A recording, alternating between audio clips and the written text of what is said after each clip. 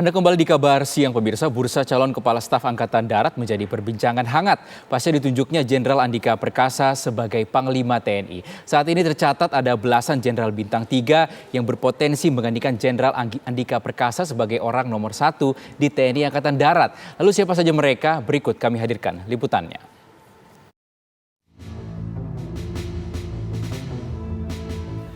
Saat ini ada belasan Jenderal Bintang 3 yang berpotensi menggantikan Jenderal Andika Perkasa sebagai Kepala Staf Angkatan Darat pasca ia ditunjuk menjadi Panglima TNI. Pengamat militer dari Institute for Security and Strategic Studies, Khairul Fahmi memperkirakan, dari belasan nama tersebut, ada 2 nama kuat yang kemungkinan ditunjuk sebagai Kepala Staf Angkatan Darat. Yang pertama adalah Pangkostrat Letjen Dudung Abdurrahman. Dan yang kedua adalah Letjen Eko Margiono yang saat ini menjabat sebagai Kepala Staf Umum Mabes TNI. Yang menarik, Khairul memprediksi calon Kepala Staf Angkatan Darat berikutnya adalah orang yang cukup kuat untuk menjadi Panglima TNI. Pasalnya, Jenderal Andika Perkasa akan memasuki masa pensiun pada tahun depan. Ada 2 orang, saya kira. Ada Pak Dudung Abdurrahman, Panglima Kostrat, kemudian Pak Eko Margiono, Kepala Staf Umum TNI. Keduanya ini saya kira sama-sama punya kapabilitas, punya kekayaan pengalaman jabatan, ya, baik di lingkungan satuan tempur, di lingkungan satuan teritorial, lembaga pendidikan maupun di lingkungan intelijen. Ya, jadi mereka saya kira sama-sama layak lah untuk menjadi Kepala Staf Angkatan Darat. Nah, cuman masalahnya pengisian jabatan Kepala Staf TNI AD ini kan juga ya mestinya gitu ya harus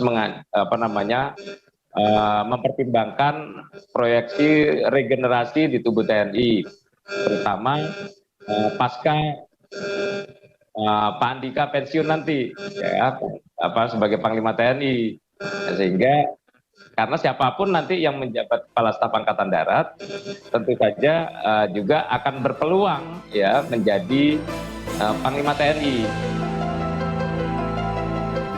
Sementara itu, Direktur Indonesia Intelligence Institute, Ridwan Habib berpendapat calon Kepala Staf Angkatan Darat berikutnya tergantung pada kesepakatan internal Mabes TNI Angkatan Darat.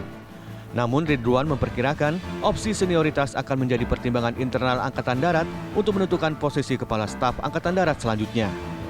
Jika hal ini menjadi pertimbangan, maka hanya ada 3 Jenderal Bintang 3 dari Angkatan 86 dan 87. Di antaranya adalah Kepala Badan Intelijen Strategis Letjen Joni Supriyanto dan Letjen Muhammad Herindra yang saat ini menduduki jabatan Wakil Menteri Pertahanan. Bursa Kepala Staf Angkatan Darat itu nanti menunggu usulan dari internal Mabes TNI Angkatan Darat maupun dari pertimbangan Bapak Panglima yang baru ya.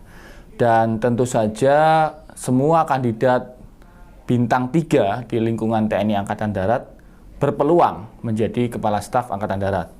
Dan kita tahu hari ini ada sekitar 13 atau 14 Jenderal bintang 3 di lingkup TNI Angkatan Darat, misalnya ada Pangkostrat, Pak Dudung, kemudian ada Pak Kasum Mabes TNI, bintang 3 juga, Pak Eko Margiono, kemudian ada juga Wamenhan, Wakil Menteri Pertahanan, Letjen Muhammad Herindra, beliau juga bintang 3, Angkatan 87, satu angkatan dengan Bapak Panglima yang baru, Jenderal TNI Andika Perkasa, dan tahun depan juga pensiun.